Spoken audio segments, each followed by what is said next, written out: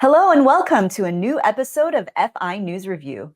I'm Susan Choi. This week we are focusing on consumer spending. How often are consumers shopping? What are they shopping for? And how is it impacting our economy? To discuss further, let's bring on FI's writer and research analyst, 𝗟𝗲𝘁 𝗚𝗲𝘁. Chris, welcome to the show. Thanks for joining us. Thank you for having me, Susan. Always a pleasure. Let's get started. Chris, what are we seeing right now in some of the major retail companies out there? We know that there have been some recent earnings releases. What can you tell us about the current state of sales? Absolutely, happy to do so. So recent earnings reports from a few major retailers indicate a trend of slowed growth with cautious consumer spending, with some especially bright spots in the e-commerce space. On the positive front, Shopify reported a 21% increase in revenue for Q2 2024, with significant growth in gross merchandise volume and profit, which increased by 22% despite a varied consumer spending environment.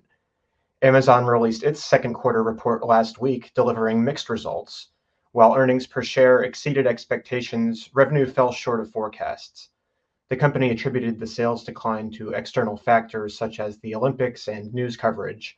Consequently, Amazon lowered its sales guidance for the third quarter, disappointing investors. Target's Q1 results showed slower sales growth, reflecting cautious spending by consumers, particularly in discretionary categories. Their first quarter earnings missed estimates as its sales fell about 3% year over year.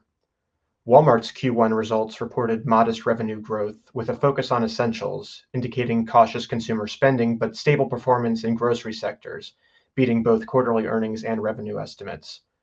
Walmart reported e-commerce growth of 22% for its U.S. business, and CFO John David Rainey told CNBC that the gap between the price of cooking at home and eating out is helping Walmart's grocery business.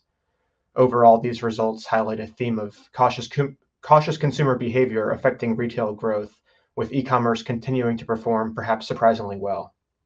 So Walmart being the rare bright spot in an otherwise tampered down array of results across real estate companies. So we are seeing consumers, as you said, slowing down their spending. They are, quite cautious. Let's talk about shopper behavior, Chris. What are some examples about, the ways that shoppers are choosing to spend their money now? For example, the continued trend of private label preference. Give us some insights. Absolutely. The consumers are demonstrating caution in their spending habits through several notable trends, such as the ones you mentioned. Many consumers are opting for private label products over national brands as a cost-saving measure. This trend is particularly strong among millennials, with recent data showing 45% having switched to lower quality grocery products and 42% to lower quality retail products. In response to this trend, retailers like Kroger and Walmart are expanding their own private label selections. Kroger has released hundreds of new private label products, while Walmart launched a new private label grocery brand with 300 products. This expansion helps retailers cater to budget-conscious consumers and improve their margins.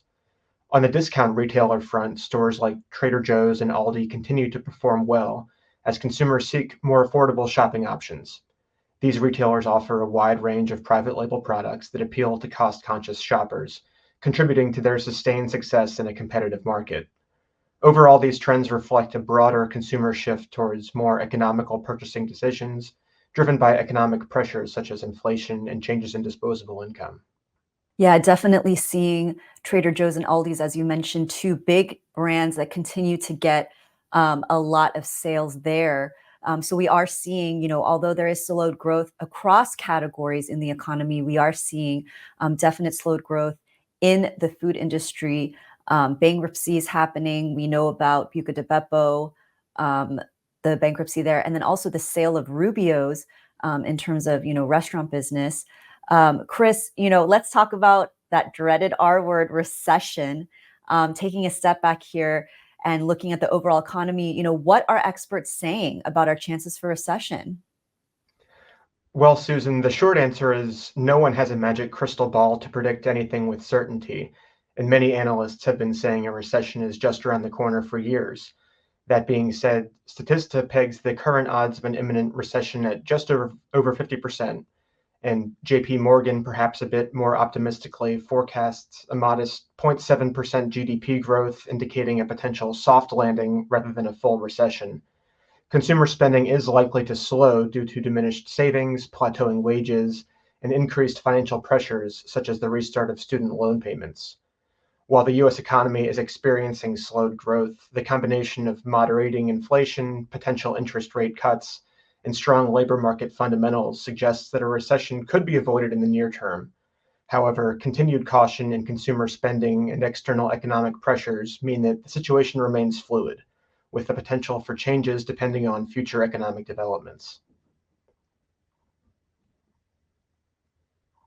All right, great insights from FI's writer and research analyst, Chris Gschaedel. Chris, thanks again for joining us. Thank you, Susan. And as always, you can check out more of our great content by clicking on this playlist. Till next time, I'm Susan Choi. Take care.